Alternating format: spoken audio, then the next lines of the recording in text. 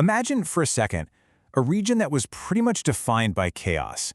If you were looking at Southeast Asia back in the 1960s, you would have seen a landscape heavily fractured by border disputes, deep political instability, struggling economies, and on top of all that, the overwhelming constant pressure of Cold War tensions. It was literally a powder keg. But now, flash forward to today. Imagine that very same region completely transformed into one of the fastest-growing economic centers on the planet. We're talking about a place that's now home to some of the world's busiest shipping routes, incredibly advanced manufacturing hubs, and a rapidly booming digital economy. It is an absolutely stunning, almost unprecedented turnaround. So we have to ask the obvious question, right? What changed? How did a collection of such fragmented, politically unstable nations pull themselves together to become this unified global force?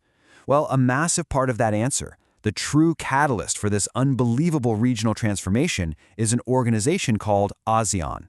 To truly wrap our heads around the scale of what we're talking about today, you really just have to look at this number. There are more than 680 million people living in the ASEAN region. To put that into perspective for you, that is a significantly larger population than the entire European Union.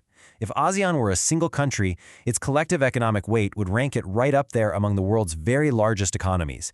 It is an absolute titan of global trade and consumer demand. Okay, let's dive right into this. Here is the roadmap for our explainer today. 1. Chaos to economic powerhouse. 2. Meet the ASEAN 10. 3. The global economic engine. 4. Indo-Pacific geopolitics. And finally, number 5. Future opportunities and challenges. Starting with Section 1, Chaos to Economic Powerhouse.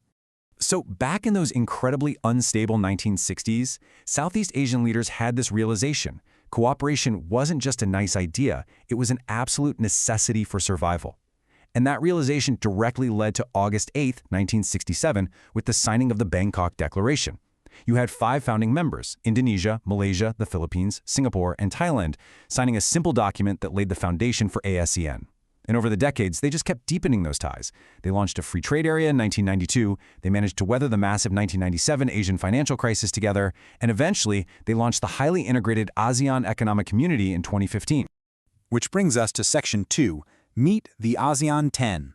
So ASEAN officially stands for the Association of Southeast Asian Nations. But let's break that down with a real-world analogy. Think of it kind of like a street made up of 10 different families. In the past, maybe these families argued over property lines or, resources. But eventually they sat down and agree, hey, instead of fighting, let's trade with each other. Let's pool our money to build better roads for the whole neighborhood.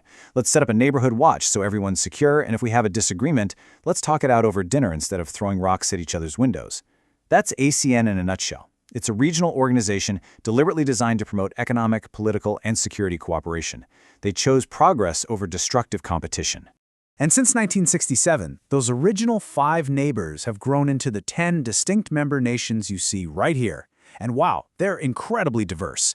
You have Indonesia, which is the absolute giant of the group with the largest population and economy, providing some serious regional leadership. Then you have Singapore, which, despite its tiny geographic size, is an absolute powerhouse of global finance and logistics.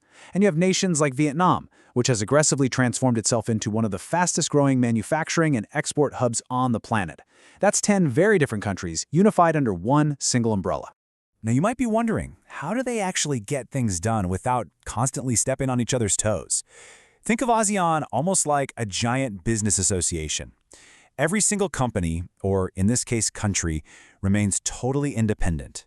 No single nation is the boss of the others.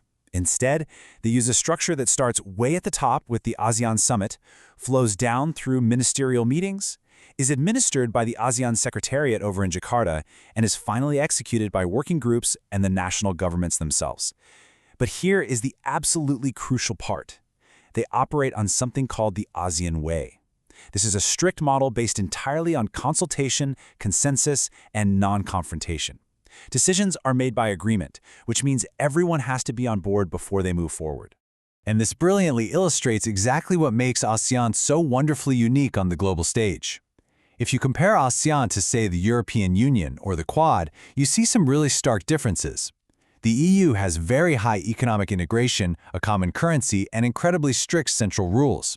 ASEAN, on the other hand, intentionally maintains moderate economic integration and absolutely no common currency whatsoever.